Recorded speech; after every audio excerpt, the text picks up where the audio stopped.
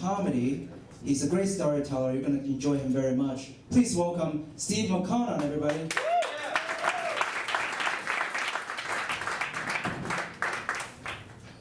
So here's a joke you don't tell in the Bible Belt. This is what you don't tell in the Bible Belt as a comic. Abortion, I think it's wrong, but if I got a woman pregnant, I paid for the abortion. It didn't go over here either. Imagine what the reaction was in Oklahoma City. But that's not what I want to talk about today. I wrote that like at 2 in the morning, like a couple of weeks ago. I said, oh, that's kind of cute. Okay, let's talk about Dunkin' Donuts. I spend every morning, like I start my day at like 4:30, so I'm like one of the first people at Dunkin' Donuts. Yeah, it's kind of a weird schedule, but every morning, like I just go, I get my coffee, I'm not paying attention what's going on. So like 9 months ago, I'm walking into Dunkin' Donuts early in the morning.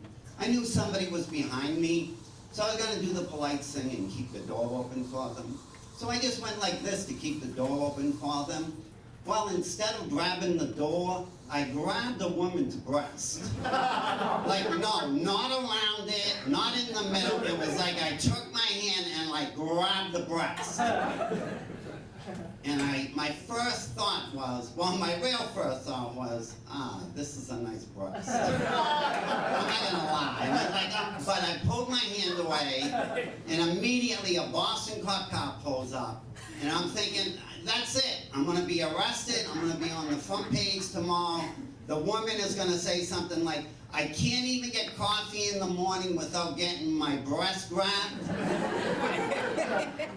And I turned to the woman and I said, lady, I apologize. I don't go around like grabbing a woman's breast. I meant to open the door. Like, I'm really sorry about this.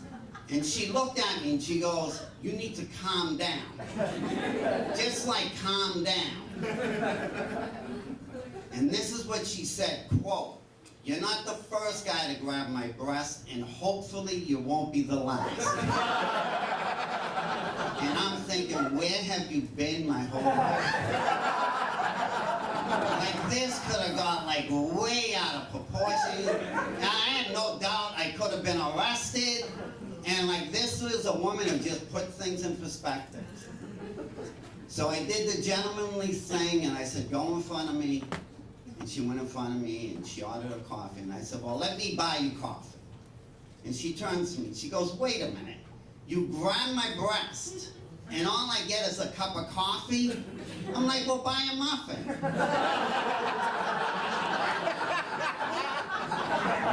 And she goes, no, I don't want a muffin. So she got a coffee, I got my coffee, and she was ready to walk out the door.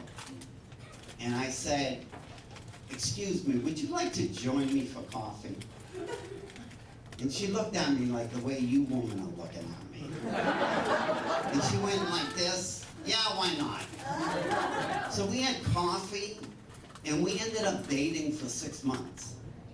Yeah. Who needs Match.com? Just go around grab a woman's breast. You never know what's going to happen. So, after 2 years of being divorced, like, oh my God, I was like falling in love again. We actually went to like St. Martin's for a week. I paid a photographer to take pictures of her and I walking on the beach. And I was like, wow, life can get better. And this went on for 6 months, and 2 days before Christmas, which was a Sunday, she calls me at 7 o'clock in the morning, and I'm like, why are you calling that Sunday? It's like my only day off. She goes, we need to talk right now. Meet me at Panera's in Coolidge Corner. I'm like, no. I'm like, and then I'm thinking, oh my God, if you meet somebody at Panera's, you know it's got to be serious. Because why else would you go to Panera's? I mean, I'd go to Dunkin' Donuts. So I'm like, do we really have to meet? She goes, no, we gotta meet like immediately. So I'm like, okay, I'll see you in an hour. I go into Panera's and she's sitting there with that like look on her face, and I'm like, you know, what are you sitting? Do you want coffee or something? She goes, yeah, get me a coffee and a coffee roll. Oh, by the way, a coffee roll at Panera's is $4, and you're gonna find out why this really pisses me off. So I get her coffee roll. I sit down. I go, yeah, what's up? And she doesn't talk. And I'm like, what's up? And then I said, okay, she doesn't want to talk, I'll talk. I go, are you pregnant?